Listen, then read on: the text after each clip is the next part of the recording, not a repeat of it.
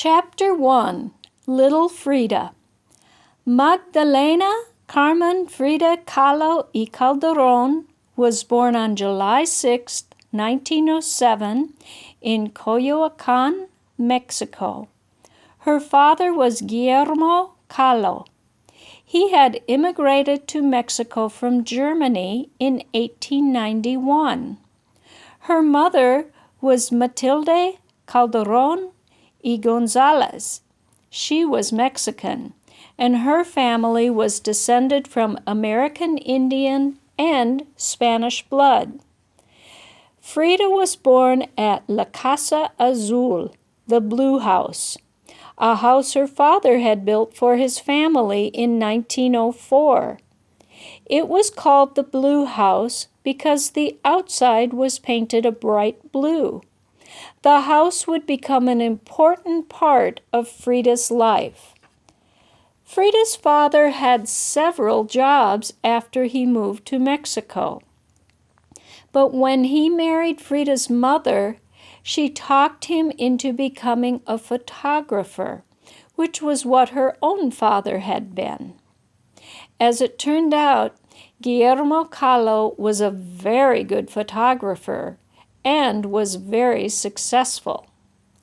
The Mexican government asked Mr. Kahlo to take photographs of the landscapes and historical buildings of Mexico.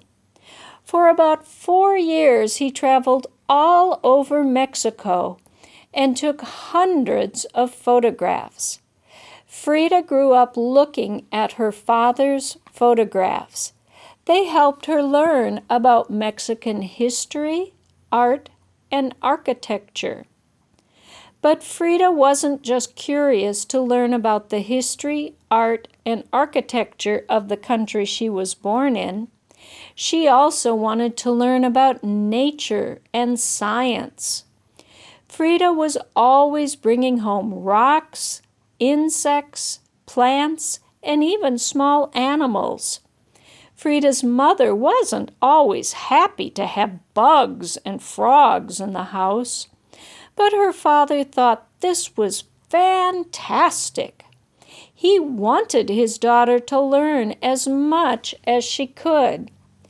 Frida had 3 sisters, Matilde and Adriana, who were older, and Christina, who was younger.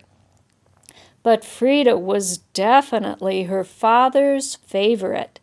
He thought Frida was the smartest and the most like him. Frida's father liked to paint when he wasn't busy taking photographs. He sometimes took Frida with him when he traveled to the countryside to paint. Frida would watch her father use his paints and brushes. When Frida was 6 years old, she caught a serious disease called polio.